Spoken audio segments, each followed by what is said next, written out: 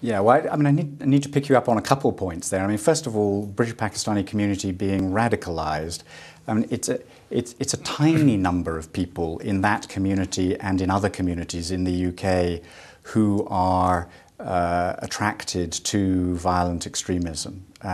And although I go round the British Pakistani community in the UK, and I'm well aware that many individuals there are not happy with British foreign policy, I'm not sure I would describe the community as radicalised. I'm not sure about that.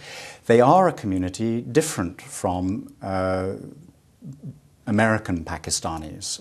That is perfectly true. And that may bring some differences in its wake. But I think it's fair to say that our preoccupations with dealing with international terrorism are not greatly dissimilar from those of the United States. Both countries have been struck by terrorism that has been planned from outside their borders, even if it may have had some indigenous roots. I didn't pick up the term radicalization myself, or it's not a term coined by Pakistani media to describe the challenge in Great Britain. This term of radicalization is extensively used by British media, the British electronic media, the print media, and also by the British think tanks. And the thing that strikes the people in Pakistan is that whatever the nature of the challenge is with the British Pakistani community, the Britain media often describe it as a Pakistani problem, as if this problem has been created for Britain by Pakistan, by the connection with Pakistan. I don't know, how do you look at it? I think it's much more complex than that. The British government, the authorities, people like me have to recognise that there is a domestic component to the terrorism that we have suffered and the plots we see. So we need that sort of perspective. At the same time, we have said publicly that a large number of the most serious terrorism plots of which our security service becomes aware do have an international dimension, that there has been planning and support for what happens in the UK from outside.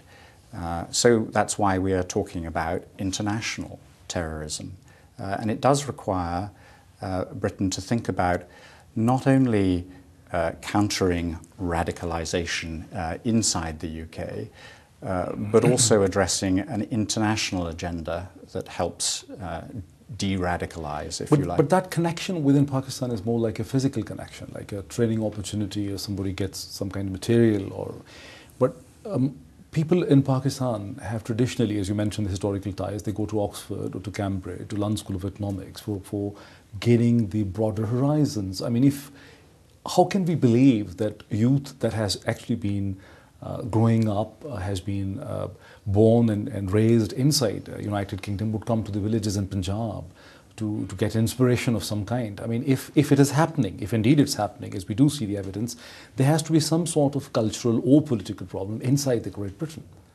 Yeah, no, I think that's fair. And I'm not disputing that. Why would a young man from Birmingham or wherever it might be come to Pakistan to receive training that allows him to do terrible, terrible things to himself, to the devastation of his family, and to potentially many innocent people around him back in the UK, or I suppose conceivably elsewhere? And that is deeply preoccupying, and it is something that we think about very deeply as one of the short-term problems I was describing for you at the outset.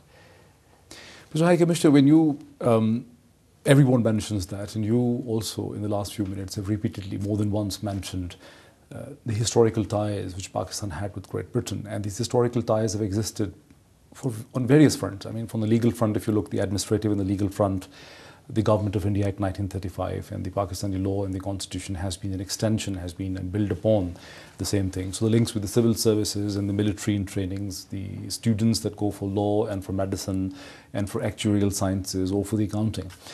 But your government's visa policy And this High Commission's visa policy in the last 2 years, since 2008, it looks as if it's seriously threatening those historical ties, making it almost virtually impossible for Pakistanis to travel to Great Britain. Well, thanks for raising that, because it's often raised with me, and it gives me an opportunity to correct a few things. I entirely accept that last year was not a good year for our visa operation. We fell below the high standards we set ourselves and to which we remain committed, and we've apologised for that. Nonetheless, did you know that last year more Pakistani students went to Britain to study than ever before? In 2008, we had somewhere between 8,000 and 9,000 Pakistani students in the UK. In 2009, despite that summer of difficulty, the number went up to very nearly 10,000, and it is still climbing in 2010. So visas are a problem, but they are not getting in the way of genuine Pakistani students coming to the UK, and we are very committed to trying to smooth their way. We honestly want more Pakistani students to come and pursue their studies in the UK, not less. It's good for us. But visa is a huge problem, and I want to discuss in detail. But let me take a quick break. And when we come back, we're going to connect back and start from the same point. Nazrin, welcome back to Dunia Today. I'm joined here by Mr. Adam Thompson, Great Britain's new High Commissioner to Pakistan. And just before the break, we were discussing about the new visa policy, which is creating huge problems. Mr. Thompson, one of the biggest problems that people face is, and they wonder why Britain had to shift the visa center from Islamabad to Abu Dhabi when Americans, who face the greatest security threat in this country and are almost known for it, are still operating from within Pakistan.